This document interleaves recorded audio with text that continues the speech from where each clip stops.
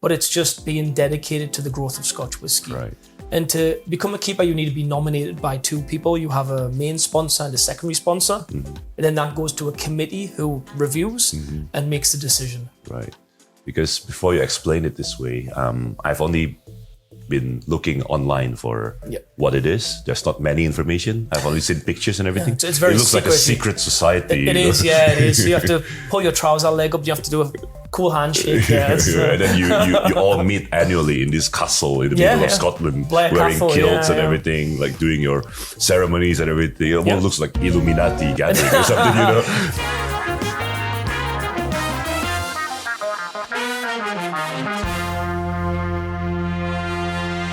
Halo, welcome back di channel Whiskey and Wine. Kali ini gue sendiri, nggak ada Alvin, dan ada tamu yang spesial banget nih. Jadi kita kedatangan brand ambassador dari Brown-Forman yang dia mewakili Glendronach, Glenglassaugh, dan Benriach, yaitu Mr. Stuart Fear. Thank you, Andrew. Thank you. Thank you. Thank you for coming all the way from Taiwan just for this. Yeah, not too far from me. Yeah, so about 5.5 hour flight, not too bad. But it's actually my first time in Jakarta. Welcome. So it's great to be here, and I'm really impressed about how much whiskey there is in the market. You know, I mean, I came here thinking it was going to be this very small whiskey place where nobody knew any brands. They didn't know any of the distilleries. Yeah. And I was totally surprised to know there's a lot of knowledge here and a lot of serious whiskey drinkers. Yeah. Well, because you went to all the right places. I guess that must be the reason, yeah. Good hosts, good hosts. So you were at Whiskey Life for 2 days over the weekend. What do you think of Whiskey Life Jakarta? I think for a place that hasn't really had Whiskey Live before, I know it was your second time, the crowd just seemed to get it. You know, you can be honest. No, I'm being very honest. I think the crowd weren't sort of confused about what is this. They very much knew what the whiskey show was, and I think people were very polite and curious. Nice. You know, some places you go, you know, customers normally come to the booth and all they want to ask is, hey, which is the most expensive? Which one is rare? What's the oldest age you've got? Whereas here, people were genuinely curious. Like try the different ones. They were happy to try a 10, to try smoky whiskey, to try sherry casks. And that was actually another thing that I noticed was that we had a lot of people come to the booth and say, I want smoky whiskey. Oh, nice. Which, you know, we always think that, you know, smoky whiskey, peated whiskey is something people generally shy away from. It's something that not everybody likes. It's only experienced drinkers who like it. Nice, but coming here to Jakarta, it seems like you think the market is quite open-minded and willing to try? I think so. But I mean, that probably goes back to your food as well. You know, culinary dishes. You have a lot of different flavors. Spices. You have spices. You have different sorts of curries. A lot of different influences. Yeah. So I think maybe that's one reason why the public here and why consumers here are willing to try different things and I guess you could say experiment, you know.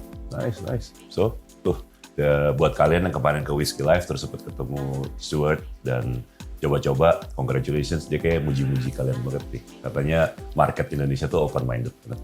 And one other thing I'd say about the Whiskey Live was, I've never been to a Whiskey Live that was so high energy. High energy. Yeah, like high energy. Indonesian people like to party. Yeah, like music, DJs, live band, people singing, having good fun. At the dancing corner, people were just dancing. A few people got a picture of me dancing in my kilt for a couple of days. So it was great fun. Really enjoyed it. Dan seru banget kayak kemarin Whiskey Live. Jadi tunggu Whiskey Live berikutnya. Jangan sampai kelewatan. Okay, so let's talk a little bit more about your background. Okay. Like what does it take to be a brand ambassador for such prestigious brands? I would say the only thing I'd ever say is it's just passion. You know, you need to really love whiskey. You need to love this industry. You need to love all the people involved in it. And it's not hard to do. I think whiskey, some of the best people are involved in whiskey. Yeah. It's a very friendly place. I mean, I would say, you know, you think the world's a big place. It's not. It's quite small. Yeah. I mean, I knew you, Andrew, on Instagram before I'd ever met you in person. Yeah, you know, we're Instagram we've been chatting for 8 years now. Yeah. The first time I did a tasting for you was online. During COVID. At your original bar during COVID, yeah. And I think that's the best thing about it. I mean, my background originally wasn't whiskey. I did Chinese literature. Oh wow. That was my major at university. Chinese literature. I was a translator, and my hobby was whiskey. Nice. I liked going to tastings, and I liked talking about whiskey, and I used to write a blog. And I did some of my own tasting events, kind of like you do. You know, you open a few bottles, share them with people, and I did it a few times, and a company asked me to be their brand ambassador, which was Shivers Brothers, Pernod Ricard. So I used to do Glenlivet and Aberlour for a few years. And I was very fortunate to be asked by Brown Forman if I'd like to do the Asia region for Glendronach, Benriach and Glenglassaugh. So you handle all of Asia? Yeah, all of Asia, yeah.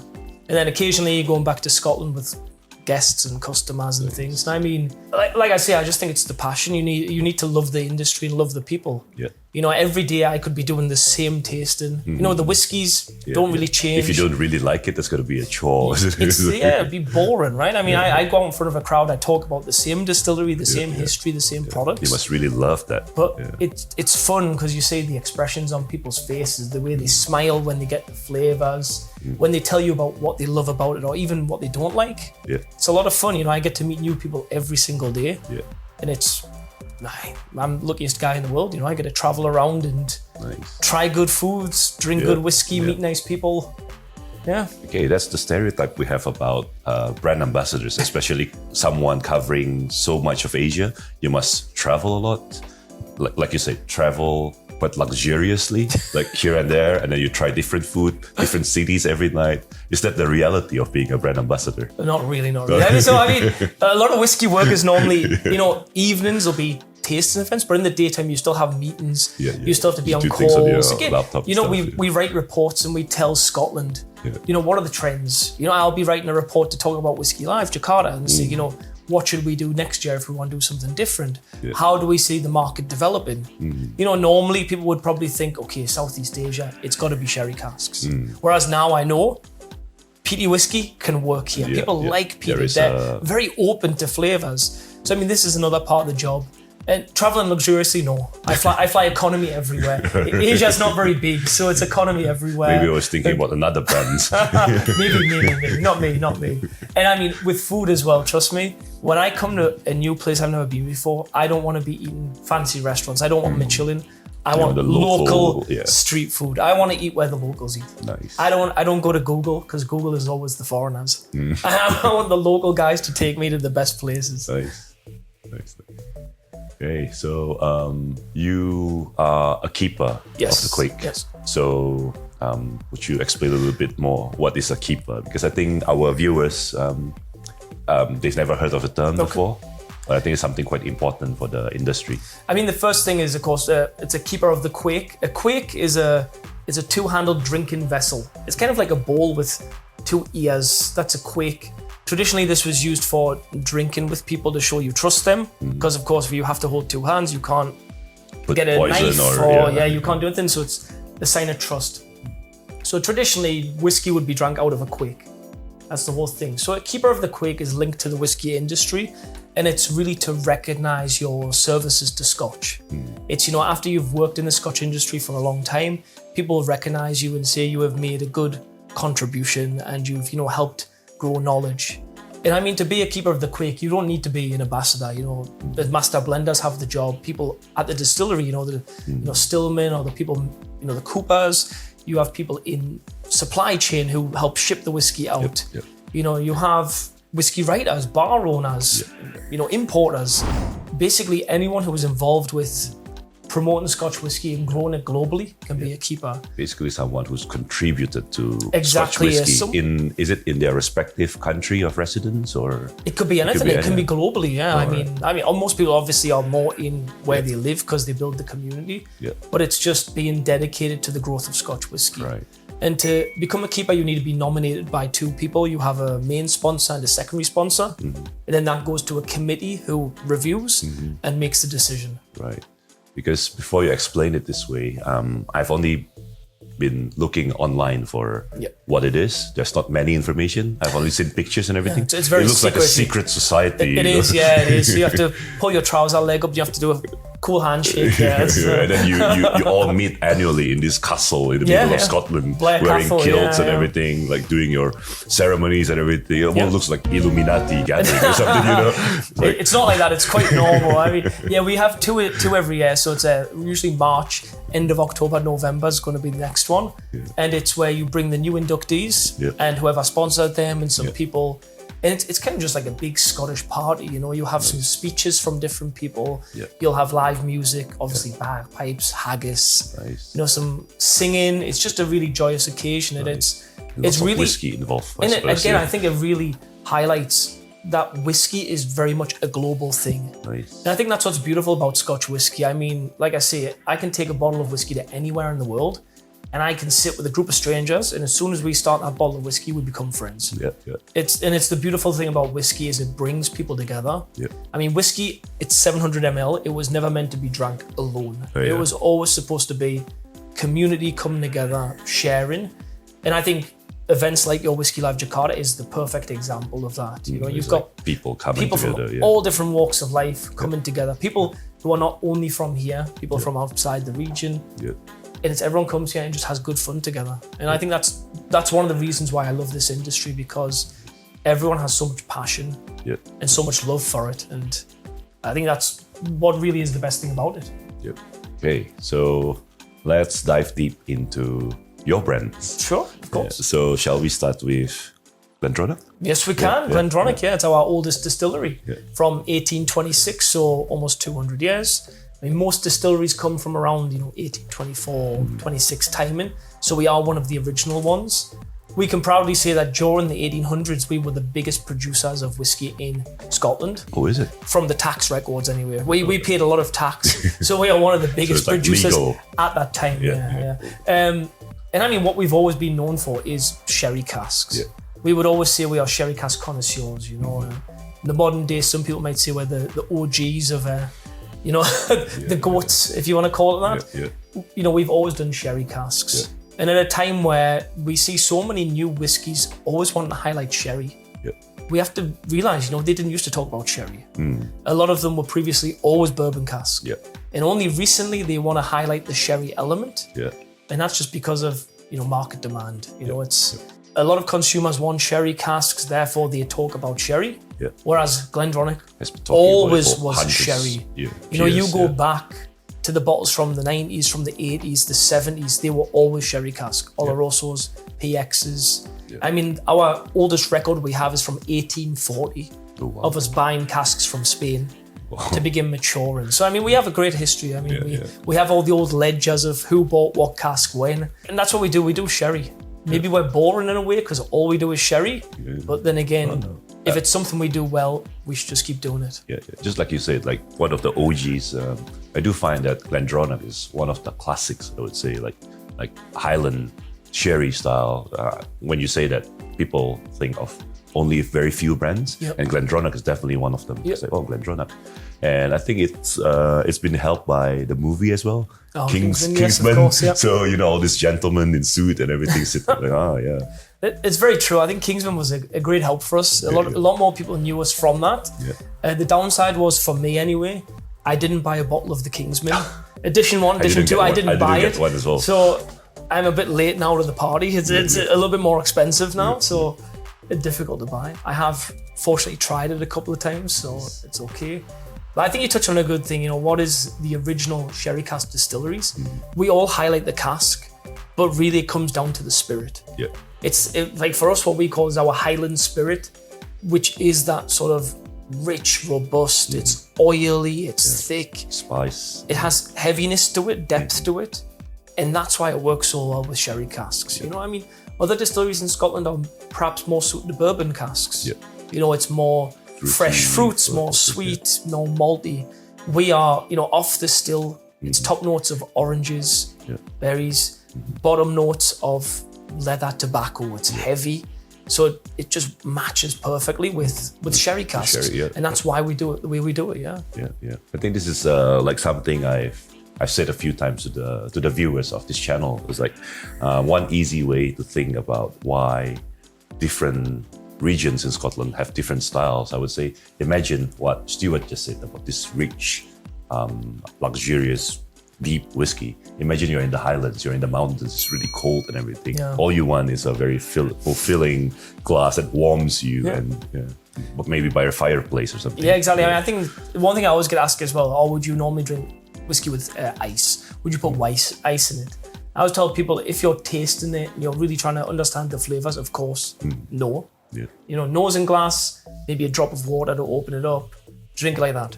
But if you're relaxing, like with a group of friends, having dinner or something, if you want to put ice in your whiskey, you know, go ahead. There's no rule. The only reason you don't see people in Scotland putting ice in their whiskey is because it's cold. It's too cold. I mean, the weather's cold. You use a whiskey to warm up. Whereas here, like in Jakarta, where it's pretty much 30 Celsius every single day minimum, you might need that ice to cool yourself down. Exactly. So very different. But something you said, Luan, right? Honestly, if you get a chance to go to Scotland and go in the Highlands and you're in the mountains looking at the lakes, whatever Scotch whiskey you pour, the most expensive or the cheapest, it's going to taste incredible. It's gonna taste amazing, It does. You can buy the cheapest blend you can find, you pour it in that cup, and all of a sudden there's aromas and flavors you've never tried before. But it's even gonna be better if it's a Glendronach in your glass. Of course, yeah. Or a Benriach or Glenglassaugh, depending on where you are. Yeah. Okay, let's since you said the names Benriach and Glenglassaugh. So Brown-Forman has 3 Scotch distilleries. What would you say the differences are between Glendronach, Benriach, and Glenglassaugh? I mean, the first thing I tell people is if you want to know the differences between any distillery, the best way is to Try them. drink them. Yeah, I mean, drink them. You get the 3 of them next to each other, say 3 12-year-olds, and just compare, you know, left, right, and decide. I mean, Glendronach's in the Highlands. So it's, like I say, rich, robust, it's dark. It's kind of gothic, the way the distillery looks. It's more damp there. It's quite wet. It's normally quite cool. The weather's not great. But that adds to the character of the whiskey. Whereas if we go to Benriach, which is in Speyside, it's actually a bit of a strange climate it has there. It's actually quite sunny. Blue skies. We always say blue skies over Benriach. It's quite warm. It's slightly drier than it is a Glendronach. As a result, it gives you different whiskey. Benriach is much more fruity, a little bit malty. A bit more bright and vibrant. Yeah, a bit more vibrant. There's a lot more sweet fruits coming through. It's a bit sweeter on the palate, but we experiment a little bit more there. You know, at Glendronach, as you can see, it's all sherry cask. You know, the very older, dark colours. the darker. And on the colour, 100% natural colour. We don't put any caramel into our whiskey. That colour comes 100% from the cask, the maturation, and 100% Spanish sherry oak. But Benriach, however, Benriach is mostly bourbon, probably about 70% bourbon casks. We'll probably be using about 20% or so of sherry casks, Oloroso PX, and some others. And then we also use casks from some other places in the world. You know, we have around about 20 or so different types of casks. Right. Yeah, including, I've tried the rum cask. Yeah, rum casks. Yeah, we put the rum cask in our smoky 10. You know, we have a lot of different sherry casks I mentioned. We have French red wine casks. We have Portuguese Madeira port wine.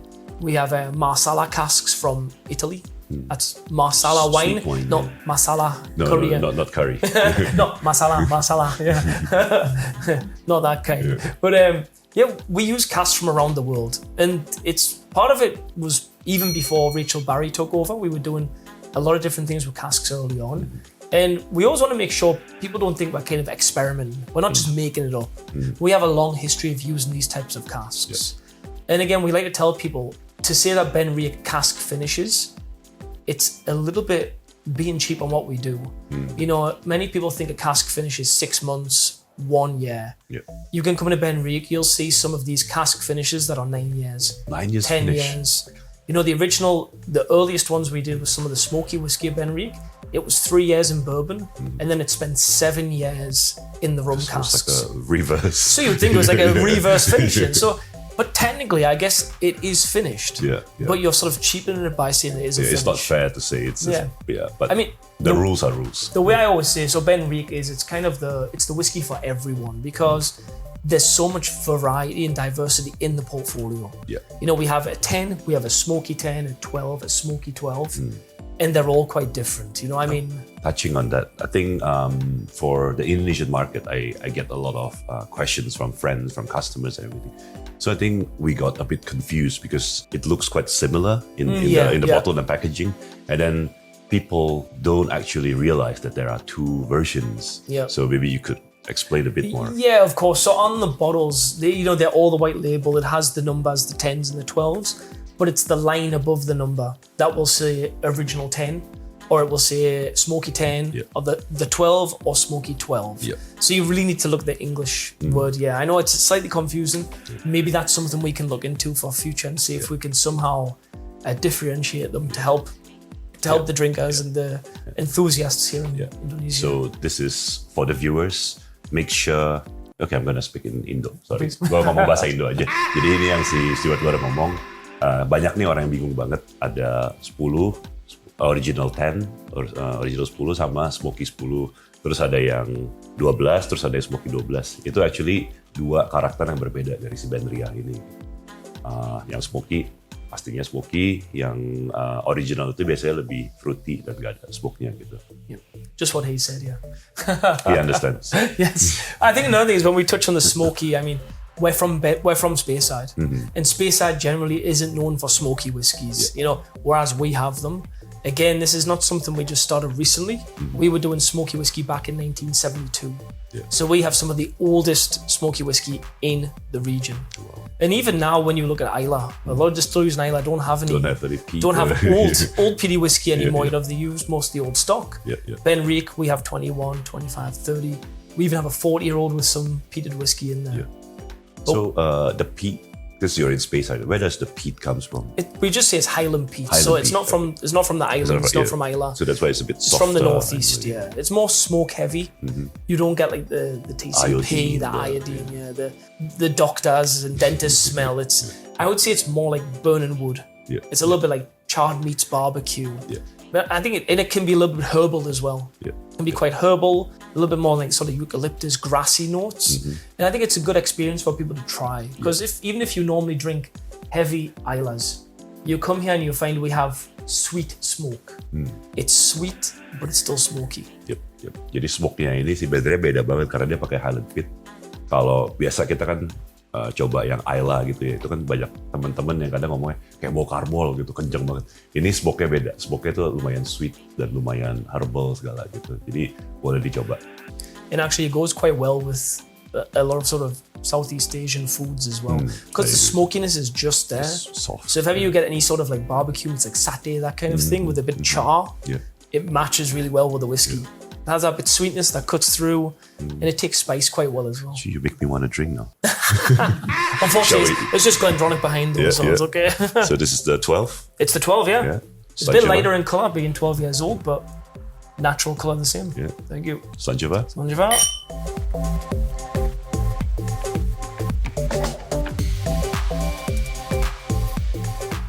I mean, Andrew, even when you swirl it, you can see the oils on the glass, how oily it is. And that's one of the reasons why Glendronach works so well. It's kind of a good beginner whiskey because I think the mouth coating feel, you don't get so many spices coming through. You get a really long finish. And after you take a sip, like you can dark kind of chocolatey. You can still taste the oils on your tongue. Oh yeah. So I mean, a lot of people tell me, you know, it works well with spicy food as well. Because I don't know if anyone's had this experience. If you have spicy food, sometimes, you know, the spices can really liven up your palate. And then once you put the whiskey in, it's very like sharp and burny. Whereas with this, because those oils, it kind of matches quite well. I think it's kind of like the same reason why when you eat something very spicy, like chilies and everything, you immediately want to grab a glass of milk because it has a lot of oil and fats. To try and so there's a lot of oil there too. It is. It's a great whiskey. I mean, it's classic sherry casks. A bit more on your citrus notes, a little bit of oranges, some sort of raisins, dark chocolates. You touch on. I mean, really, it's one of those things. If you like sherry casks, you can't really go wrong with the Glendronach range because it's all 100% sherry cask matured. You know, from day one until 12 year, 15, 18, it's always in the sherry casks. There's just a matter of taking the PX, taking the Oloroso and marrying them together at, you know, Rachel's expertise. Perfect ratio, what she likes for the balance. It's all about the balance, so you don't want it too sweet, you don't want it too oaky, so you just try and create that perfect balance. I mean, using 100% Spanish sherry oak, you can't really go wrong as well. I don't think I've ever been in a situation where I go to a friend's place or anyone and I brought a bottle of Glendronach 12. I don't think anyone's ever said, "Oh no, I don't want that." Whenever I put it in the bottle in the table, everyone's like, "Yay, Glendronach 12." So it's No, a whiskey perfect for any occasion. It's really well known in whiskey circles. I mean, real whiskey drinkers generally all know it. Yeah. We're just not as well known with the general public. More known. Maybe in Indonesia it's not that well known, but for those who drink whiskey, I think it's a very well respected brand. I mean, I think for a lot of people, if you go back and it's people who already drink single casks and IBs. If you mention Glendronach, it's already viewed as being very high as a sherry cask connoisseur. That is the sherry cask, one of the originals. Yeah.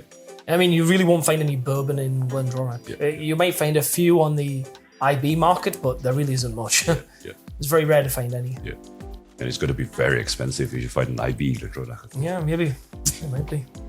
Okay, so Glenglassaugh. Glenglassaugh, yeah. So, sorry, if you think about Scotland, our distilleries are kind of in a triangle. Mm-hmm. So at the south, we have Glendronach. Mm-hmm. If you go up in the Speyside, it's Benriach. Then if you go across to the coast, just on the coast, the northeast coast, you're going to be at Glenglassaugh. Yeah. And it pretty much sits on the beach, on the ocean. So we call it a coastal malt. And we really like to highlight the location. What is really different about Glenglassaugh is everything in the flavour, it just tells the story of that place, where it is, the environment, the location, the climate. If you think about it, we kind of sit on the border of the Highland and Speyside. It's a Highland distillery, but it's very close to Speyside. So in the spirit, we actually get a lot of fruitiness. Like a lot of pineapples, a little bit of mangoes, a lot of tropical fruits. But because the location next to the beach, you're getting a lot of the sea salt. Yeah. And it's really amazing to get it. You have these sweet, juicy fruits, there's that little bit of sea salt in the back. So it's very complex. And I mean, our master blender, Rachel, I'm sure you know very well. You've met her a few times, I know. We met her in Singapore together. So and in Scotland as well. And in Scotland, yeah. Unfortunately, in Scotland, I wasn't there, but Rachel was. But I mean, she'll tell you, she used to work at Bowmore. She's worked at distilleries in the Highlands, Lowlands, Isla. She's got a lot of experience. A lot of distilleries all over. And she says, if you want the salty coastal character, Isla's got loads, the islands have them, other distilleries have them, but they can't produce the tropical fruits. And again, if you want tropical fruits, you can go to Speyside. They're everywhere. There's others in the Highland that has it, but they don't have that salt element. So it's kind of like a cross between two worlds. Yeah. And it's very complex. And it's only unique to Glenglassaugh because of the location, really. I mean, Rachel Barry always says, Dr. Rachel, she always says, you cannot separate Glenglassaugh, the whiskey, from Glenglassaugh, the place. Yeah. Yeah. And again, the whole production method is on site there. The whiskey matures there. It spends its whole life there. And that's what really creates it as it is. And I mean, long fermentation times. And again, being at the coast, it's almost like the whiskey speeds up a maturation because you're slightly hotter during the day, you're colder during the night. So those big swings actually speed it up. So when a lot of people try our 12-year-old, they would blind taste and they would think it was maybe a 15 or older because it's very full, it's very flavorful, quite intense, the flavor on it. But that is Glenglassaugh, that is what you get from that place. Yeah. Okay, here's something I want you to do. If you have a glass of Glenglassaugh, or if you haven't, please buy from Whiskey and Wine. Pour yourself a glass and look at this picture and drink it. And imagine you are there, enjoying the sea breeze and everything, and now swallow. That's the Glenglassaugh experience. Because I was there at Glenglassaugh last year. Yep. I was with the other Stuart Buchanan. So he brought me to the beach. And we were there, me and my wife, and he brought a bottle of San. I mean, I've tried Glenglassaugh before in Indonesia, in Singapore, in a city setting. Yeah. It's nice. It's a very nice liquid. But when I was there, I understood perfectly why, like what you just said, why this is the way it is. This is the place. This is the distillation of the place in a glass. So if you can travel, please travel. But if you can't, do what we just do. Look at the picture. I mean, honestly, I think if it was possible to do so, if you could take everyone who was trying Glenglassaugh to that place and let them really just see that beach for a few minutes, it changes everything. Yeah. There is something really special just about that small patch of beach that you said sand end. You stand there, you've got the distillery just behind you, you've got the waves coming in, There's like this sort of almost like euphoric moment, you know. It's It just euphoric all makes sense. is you know? what it is. Yeah. I It's was like euphoric, dancing there. Like, you I'm so happy. Everything just fits together. You can smell the gorse flowers. You can see the grass on the hills. Yeah. I mean, that's another thing we have. You know, when you think about Glenglassaugh, when you think about coastal distilleries, like the ones in Isla, all the imagery is waves crashing and it's rocks and it's harsh and it's, you know, very manly, tough, and it's, you know, it's all about how windy and, you know, how hard it is to control. Yeah. But at Glenglassaugh, it's more about miles. It's like you're reconnecting with nature. You know, you're leaving your busy lifestyle of the city, of Jakarta, you know, the bustling, this, and you're like almost reconnecting with nature. You're just taking a moment out of your day to relax. And I mean, I guess that's what the essence of whiskey is, right? I mean, when you walk in to a bar, the Highlander in, say, Jakarta, you go to the bar, you pour that drink, you don't want to be thinking about work. You don't want to be thinking about, you know, all the stress of family life and friends or whatever. You just want to sit down and just be at one, almost with the glass. It's an escape from your daily life. It is, yeah. I mean, your me time, basically. It is, yeah. You go there, you just want to relax, and I guess you want to hear the story that a whiskey tells you. And I mean, that's it, right?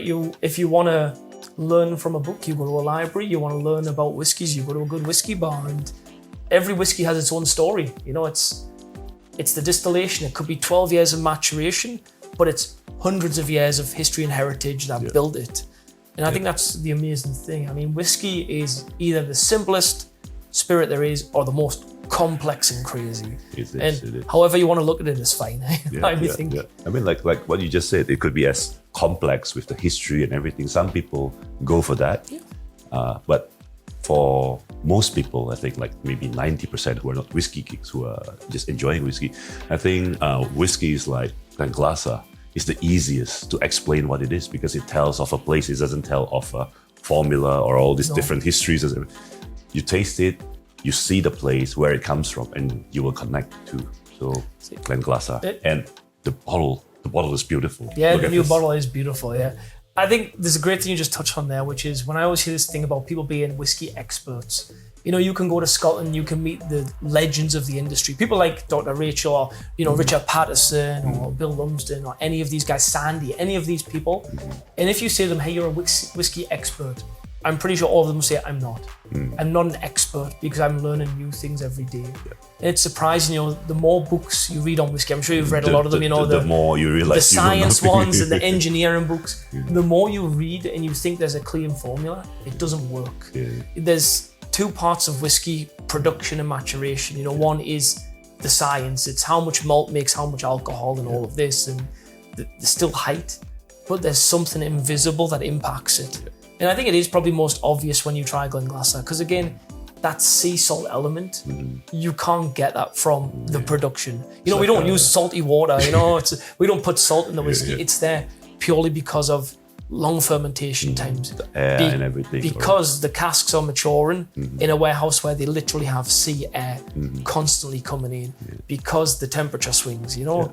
And I think it's one of the reasons I fell in love with whiskey, because the formula of making whiskey has been around for, you know, 600 years.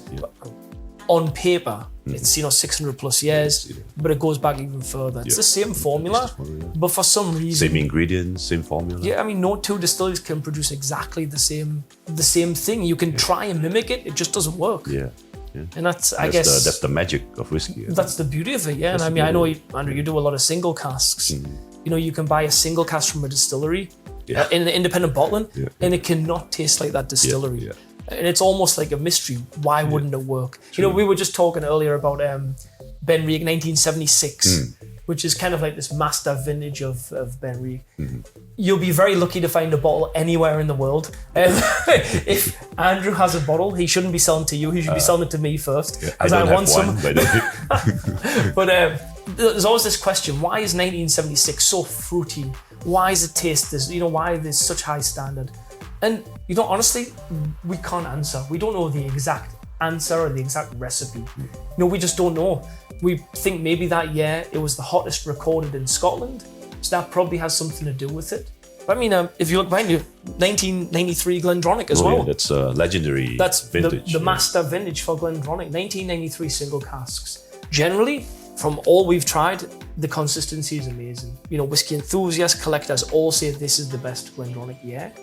And again, we don't really know why. You know, was the malt that year particularly good, or was the cask quality amazingly brilliant? I don't know. Or was it the temperature in the air? Was it temperature? Was it something else? I mean, I think these are things we'll never know, but that's the beauty and the mystery of whiskey. That's the art, really, because you can't explain art as well. It's just beautiful. Yeah, I think there's always a motto I love to go by. I'm not sure where I originally heard it, or if maybe I made it up myself, I'm not sure. I mean, hopefully I'd like to claim it my own, but in case it's not. But it's this one, you know, your favourite whiskey is a whiskey you haven't tried yet. It really is the case, you know. I mean, whatever you love today, in a year's time, you might find something else you love, you know. The best whiskey might always be the next one, so never be afraid to try new ones and try and go for something else, you know. If I literally just drank Glendronach 12 every day, yeah, it'd be great, but I'd be missing out on so many other flavours, you know. I mean, I'm very fortunate to have the 3 distilleries that have such different, unique characteristics.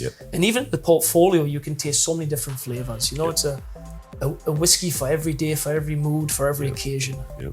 And I mean, hey, like I say, I'm very fortunate to have the job I have. I love talking about whiskey. I love talking, you know, just talk with friends and sharing stories. And we're so fortunate to have you here today with us. No, I mean, and like I say, if anyone ever has the opportunity, you're big whiskey fans, you have to find a way to get to Scotland, visit the distilleries you love, and try and just go to the place and understand more about it. You know, it's a great experience. It is life-changing.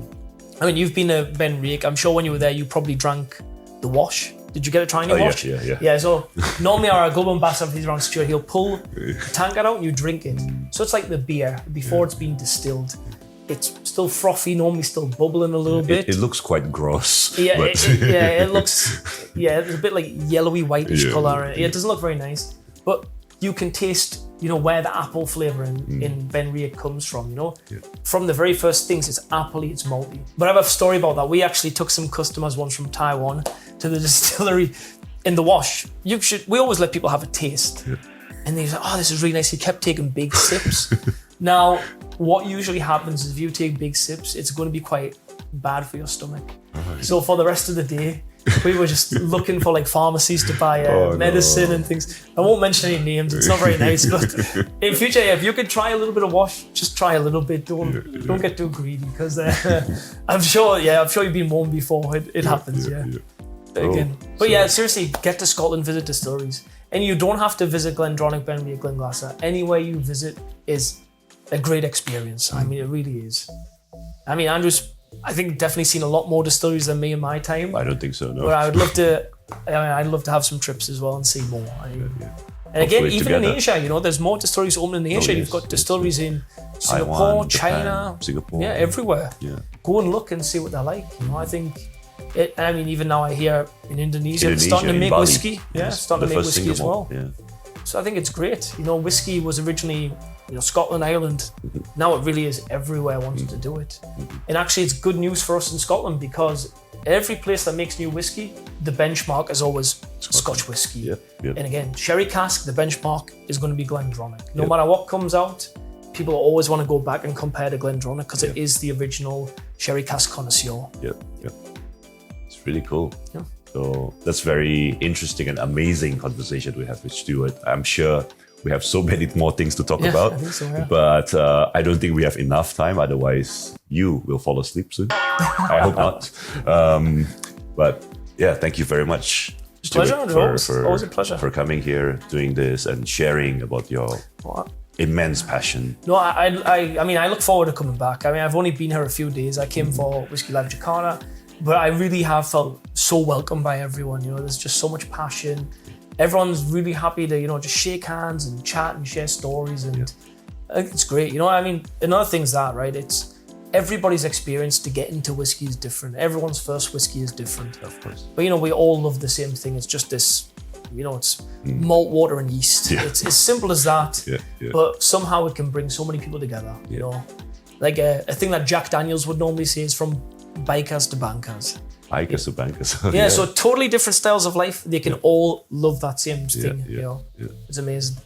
They can all share a bottle of Jack. Yeah, of so course. with that, that's toast. Of course. Thank you. Always a And pleasure. Great to see you. Hope this is your first one of many. I hope so. Visit Jakarta.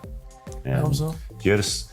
See you in the next episode. Jangan lupa subscribe, like, dan jangan lupa cobain whisky-whisky dari Jakarta. Cheers. Selamat jumpa.